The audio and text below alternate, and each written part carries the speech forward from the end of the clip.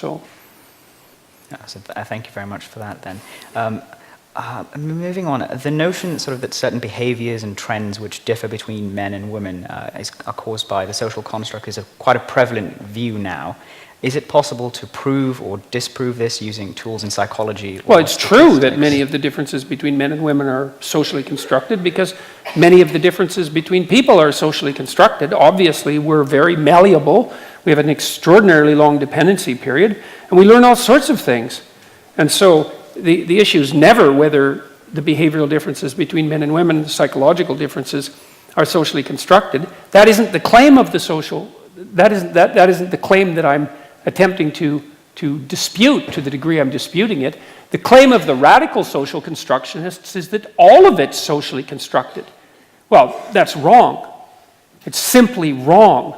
And it's not only wrong, but it's wrong in a variety of extremely dangerous ways. So, for example, the social science with regards to the psychological differences, well, let's say, first of all, that we'd admit that certain morphological differences between men and women aren't socially constructed. If we can't agree on that, then we're not going to get anywhere.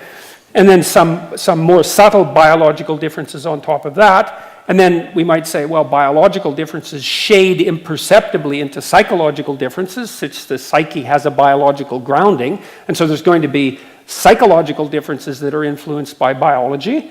And what are they? Well, we know what they are. There's temperamental differences between men and women, according to the best psychometric instruments we have for assessing personality, which are among the most reliable and valid measures in all of the social sciences.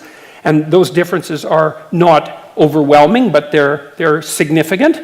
And not only that, and this is the crucial, absolutely crucial issue, as your culture becomes richer and more egalitarian, those differences grow. And so what that means technically is that you cannot have equality of opportunity between men and women and equality of outcome. It's not possible. And as far as I'm concerned, the science on that is virtually settled. There was a paper published in Science last week. They made an index of wealth and egalitarianism and correlated that with the magnitude of differences between male and female preference and calculated a correlation coefficient of 0.67, if I remember correctly, which is a larger correlation coefficient than is typical of 99.5% of all published social science studies. Right, large sample, and it was the third replication of the same phenomenon in the last month.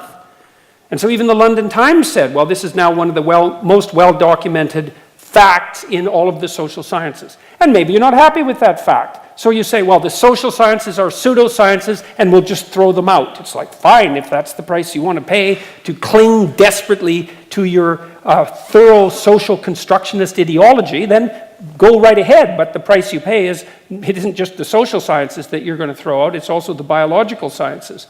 And it seems to me that that's a heavy price to pay to hold on to an axiom that's of very little use anyways.